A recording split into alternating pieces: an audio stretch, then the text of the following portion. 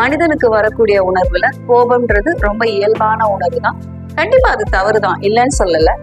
ஆனா எந்த விஷயம் ரொம்ப தவறுனா அந்த கோவத்தை நான் கேரி ஃபார்வர்ட் பண்றது. அதுவும் குறிப்பா என்ன யார் நேசிக்கிறாங்களோ, என்னுடைய வளர்ச்சிக்கு யார் உறுதுணையா நிக்கிறாங்களோ, யார் ஒருத்தர் எனக்காகவே வாழ்றாங்களோ, இல்ல யார் என்னை நம்பி இருக்காங்களோ அந்த நபர்கள் மீது கோபமா இருக்கிறதுன்றது ரொம்ப தவறான விஷயம். ஆனா நீங்க காலையில இருந்து நைட் வரைக்கும் யோசிச்சு பாருங்க, ஃப்ரீக்வெண்டா நம்ம யார் மேல கோவப்படுவோம் அப்படின்னா, யார் நம்மை சார்ந்திருக்கிறார்களோ, இல்லை நம்ம யாரை சார்ந்திருக்கிறோமோ, யார் நமக்காக இருக்காங்களோ அந்த நபர்கள் மேல, அதுவும் குறிப்பா நம்ம நெருங்கிய குடும்ப உறவினர்கள் மேலதான் நம்ம கோபமா இருக்கும். இந்த கோபம் சரியா?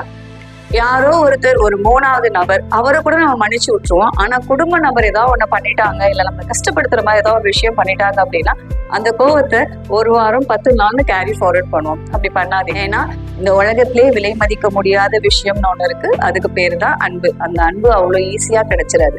சோ யார் நம்ம மேல அன்போட இருக்காங்களோ அவங்க என்ன தவறு வேணா செஞ்சுட்டு போட்டோம், மன்னிச்சிடலாம். தவறு செய்யறது மனிதனோட இயல்பு தான். அவங்களும் மனிதன் தான், மகான்ல. சோ உணர்ச்சி வசப்படும் போது மனிதன் தவறு செய்வது இயல்பு. அதனால அவங்கள அக்செப்ட் பண்ணிக்கோங்க. உங்களை நேசிக்கிறவங்கள காயப்படுத்தாதீங்க. நன்றி. தேங்க்யூ.